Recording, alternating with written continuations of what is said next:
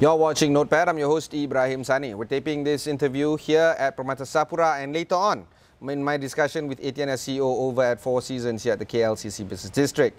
AT&S has just announced that they are making a groundbreaking investment here in Malaysia with total investments of over 8.5 billion ringgit over the next few years. They also plan to create 5,000 high-impact, high-meaningful, high-tech jobs over the next few years. The groundbreaking ceremony is in witnessing of the Chief Minister of Kedah, the Minister of MITI, and also the Senior Minister. And we're going to have Maida as well, witnessing the groundbreaking ceremony. But it's all about what AT&S can bring to Malaysia, and more importantly, what can Malaysia learn from AT&S.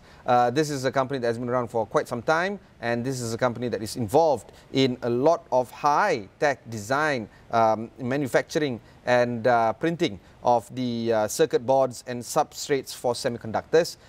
And this is an industry that everybody's looking at right now. So, this is my interview with AT&S CEO during the announcement that they just made at Four Seasons Hotel very recently just now. Here's my conversation with Mr. Andreas Gerstenmayer, CEO of AT&S.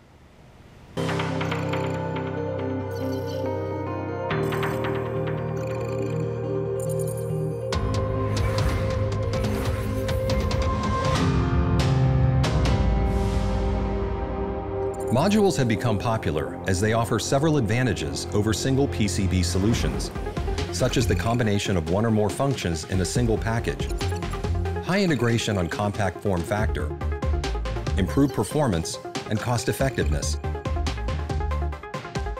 Modules deliver miniaturization through optimized usage of space. AT&S equips modules with technologies for PCBs and substrates, like MSAP, embedded component packaging, and 2.5D. We offer layout and simulation services. The products come fully tested and qualified.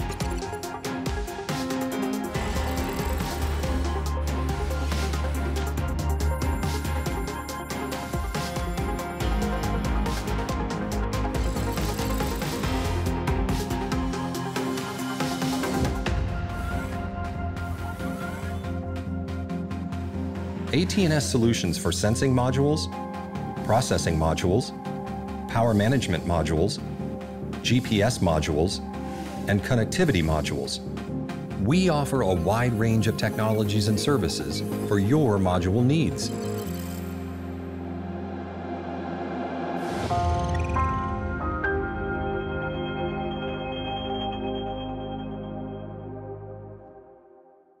All right, my first question, of course, is how do you find the launch just now? Do you feel that you're very positive, very optimistic about the future of AT&S here in Malaysia?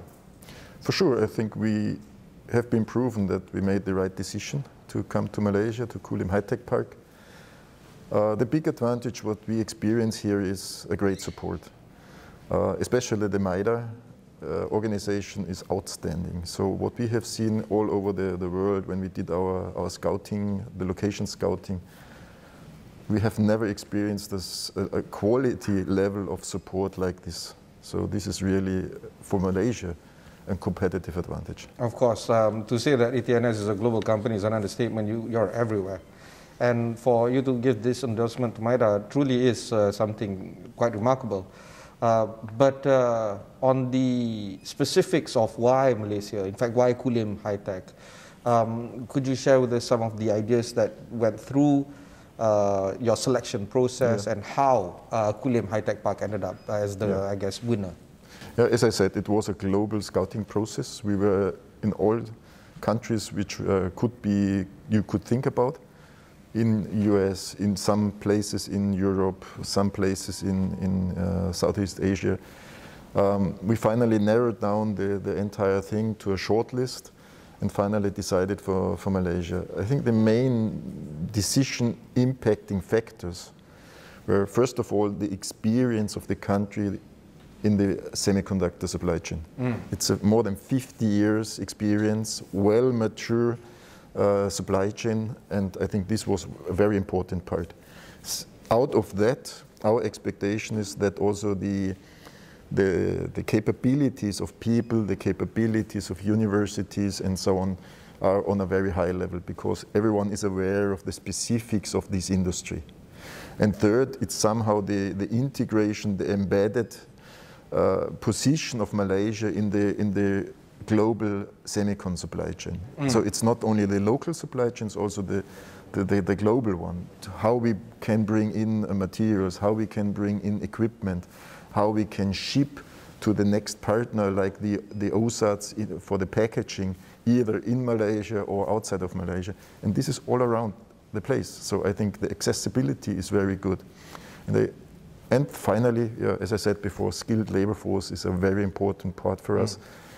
We need high quality people. We need high quality processes, very well skilled, disciplined people. And our expectation is that this will be available in Malaysia. There will be a path to find an interest between the country as a whole as well as AT&S. While you want high skilled force, cost is also quite important for you.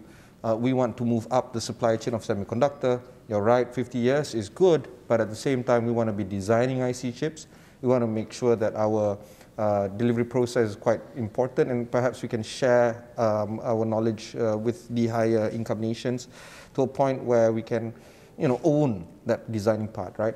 Do you feel that there would be an opportunity for us to meet these two interests intersected in AT&S's structure in the next few years? To answer that question, we need to split the supply chain in two parts. One is the front end, the other is the back end. The front end is all about the silicon design, silicon manufacturing. Frankly speaking, I think that will take at least 1 or 2 decades when you start from where Malaysia is today to really establish the necessary capabilities, processes, and parts of the supply chain. This will take really a lot of time and also a lot of money. To complete the back end probably is the next good opportunity. Why I'm saying that? The future architecture of for example, microprocessors will need complete different packaging solutions. And this is why I'm confident that with our contribution and the existing supply chain in Malaysia, combining that, we can develop partly the new architectures for the future of semiconductor packaging. So it will be a different kind of integration. In the industry, we call it heterogeneous integration. So to bring in different components, make a new package out of it and make it much more efficient because of the future requirement. And we can contribute our technologies there. We can use the established mature supply chain. We can use the universities and our R&D centers to make good new solutions out of that. And this I would recommend to target as a next step also in the country development. While the front end you were mentioning maybe where we are at right now would require 1 or 2 more decades. The back end recalibration can happen, I don't know, very soon, I suppose. Yes, you can just proceed what you have, add new capabilities and do the next step. Let's talk about the number of people or the number of jobs you're going to add to the market right now. From what I understand, 4,500 blue-collar workers, up to 1,500 high-tech workers, 6,000 jobs in total over the next 3 years. 3 to 4 years. 3 to 4 years. This is an amazing amount of jobs being added to the market in a time where we need jobs, quite frankly. How do you feel the composition of the expatriates sharing knowledge over with the local workers going to be like? Is there a percentage that we're looking at? Yeah, this depends heavily what is available and where it is available. So for sure, the clear target is to get as much as possible local people. This is definitely the target, otherwise why would we come here? As I said before, we expect already that there is a well-trained community, either from the universities or from other companies and so on and so on. But finally, we also need to take care that we get the right people. And this will be then the composition of the team we need here and we will establish here. But what we all need to consider is whatever we can get, we will need to train them. We need to train them in our industry, we need to train them in our processes, either on the white collar side, but also on the blue collar side. Yeah. Just an example. For an engineer, well-trained, university, some industry experience, it will take at least 3 to 5 years once he has really fully understood the full process chain from the beginning to the end of our factory. A blue collar who is already at a certain degree, diploma from a college or so, it will take at least 6 months of training until he can do a certain or cover a certain area in production.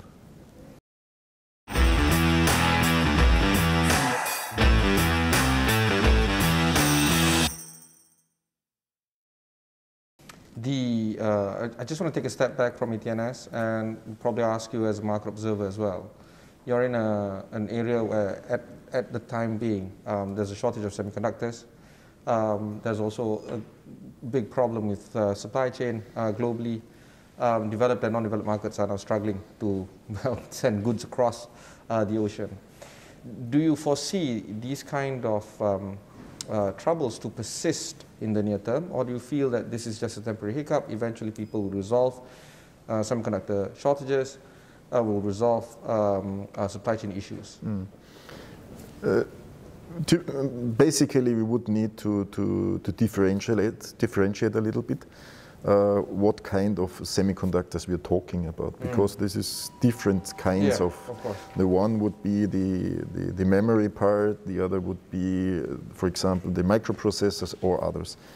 When we talk about AT&S, we talk about the high performance computing, so it's the microprocessors areas, CPUs, GPUs, FPGAs, and so on and so on.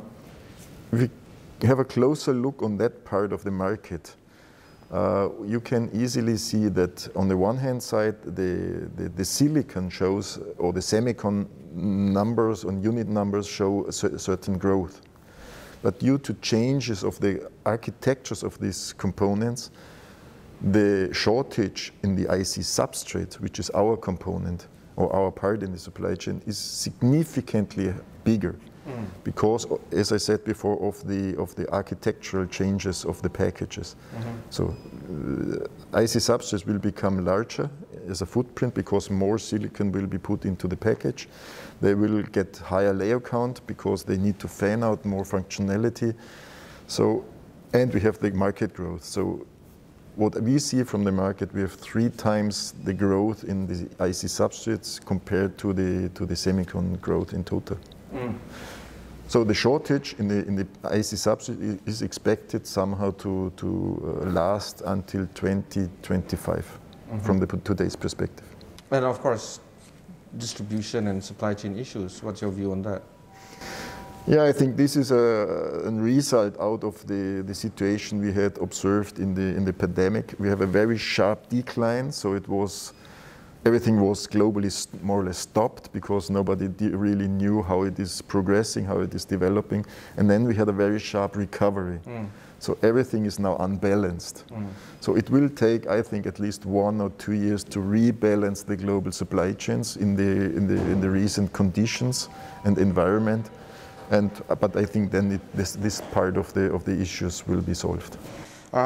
Before we end, I just want to ask you about the global growth strategy of AT&S now. You're doubling down on Malaysia, 1.7 billion euros, about 8.5 billion ringgit to be spent over the next 3-4 years. What's the plan like, or as much as you can share with us, I suppose, AT&S's global strategy or global growth plans? Yeah. So we have 3 areas where we can grow. We have the traditional PCB area. We have the IC substrate areas where we put a lot of money into it, where we put all our capex into it. And we have one part which we have been talking about already. This is the so-called modularization in electronics. So what an electronic module is a functional unit, like a Bluetooth module, a camera module used in devices. And this is a very strong trend in the industry. So highly customizable, I suppose. Yeah, and I think it's like in other industry. The car industry introduced modules 30 years ago. Yeah. This is not the case in the electronics. In the electronics, the modules are coming now. pre-developed functional components to assemble them on in the devices on the main board. And this is an industry that is just developing. And we target to support that trend out of first of our factory in China and in Austria. This can be a good contributor to our growth in future as well. But for the time being, the IC substrate business will be the biggest contributor, simply due to the high investment we are putting in there and the huge market demand which we're experiencing. I think that's a rather good balance. Yeah, I mean, IC substrate is a big business today, yes, but you're keeping your eye on the ball on what's coming up next. Exactly. Actually, this is the first time I'm hearing about this particular area. Do you feel that there would be an interest from Asia a lot more in the application of this technology as opposed to elsewhere in the world? I think yes, because it has started already, but it's starting to develop. But there are also the main players who can contribute to that are all allocated in Asia. All right. So Silicon Valley doesn't have an edge over Asia, I suppose. Probably more in the development part, because quite some semicon companies have started doing their designs. Most of them are somehow related to Silicon Valley, but also other places. But if it comes to manufacturing, if it comes to the supply chain is in Asia. What about raw materials? Do you find that as a big question mark in terms of trying to source for materials? So far, we do not face significant problems. For sure, we have a very intense interaction with our supply chain, with our suppliers. We do capacity reservations, we do whatever we can to avoid any disruption. But so far we managed quite well. But on the other hand side, for sure, we see cost increases, price increases from the suppliers due to certain shortages. But at least we can manage to support our customers. The last two areas I want to touch upon is on government regulations across the world. It's not easy, I suppose, to operate in a country already as it is, but when you multiply that with all the various regulations that you have involved, how do you navigate across that? Do you feel that you're in a sector that is a little bit better in terms of getting your way around regulatory requirements? We need to differentiate what kind of legal requirements we are thinking about. Shipment, limitations? Yeah, limitations. Yeah, I think so far we did not face any issues there. Probably one level below the radar screen. But it's not said that there will not happening anything in future. This is also one part why we decided to do the next step of our investment and diversify our regional portfolio and not choose China again. So we need to differentiate a little bit our setting. And this was Did you face some issues with China? No, we did not face any issue. But we have already a very big exposure to China. Around about 70% of our revenues we generate out of Chinese manufacturing. And simply due to our responsibility to de-risk also the regional setting, the regional risks, we need to differentiate. And that was also one part why we decided to go outside. And therefore the final question would be on the net zero carbon initiatives that you guys have. COP26 is around the corner. A lot of companies have made pledges in terms of reducing their carbon footprint. What's AT&S's view on this? Yeah, we are heavy investigating that. The first important target is that we want to make the Kulim plant or the Kulim site a carbon neutral factory. So what we definitely have already initiated is that together with our equipment suppliers, we try to convert all the processes that they are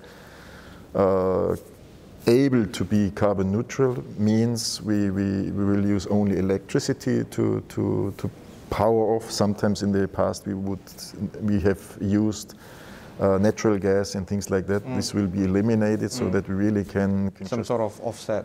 just use electrical power to run the processes, but on the other hand side, and this is a support we need from Malaysia, provide us carbon neutral electricity. Fantastic. Final word for the folks that want to learn more about AT&S. How do they go about it? I think we are talking about the Malaysian community. I think everyone who wants to join a company that is heavily investing, growing in the high-tech area of semiconductors or microelectronics could find a good opportunity to join AT&S. So whoever is interested in joining a fast-growing company with international background, I want to invite to join AT&S. There you go. Thank you very much. Thank you.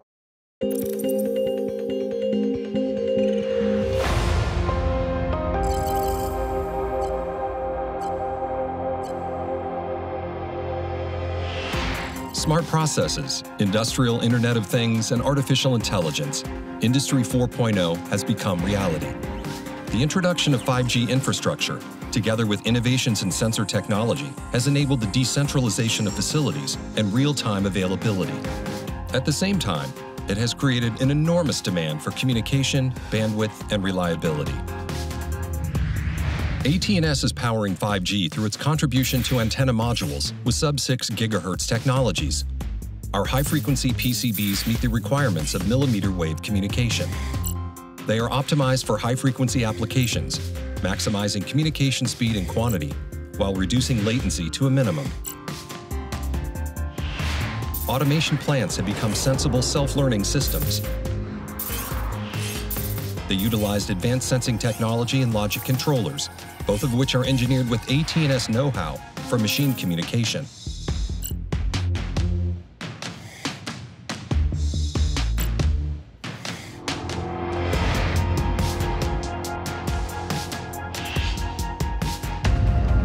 From drones and robots to smart buildings, smart manufacturing, smart retail, and many more.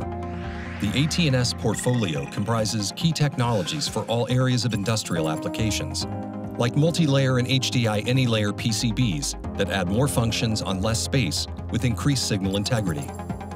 Embedded component packaging for miniaturization, for improved thermal and electrical performance. High-frequency PCBs for better performance and signal integrity through smart design. Flexible and rigid flexible PCBs that enable better signal transmission and flex to install. And 2.5D cavities with copper up to 105 micrometers and controlled impedance. AT&S is well positioned for both high-mix, low-volume, and high-volume production at our facilities in Europe and Asia. We act as partners to our clients and support them with our technologies and services, from the development of prototypes to the day when future industrial applications become reality.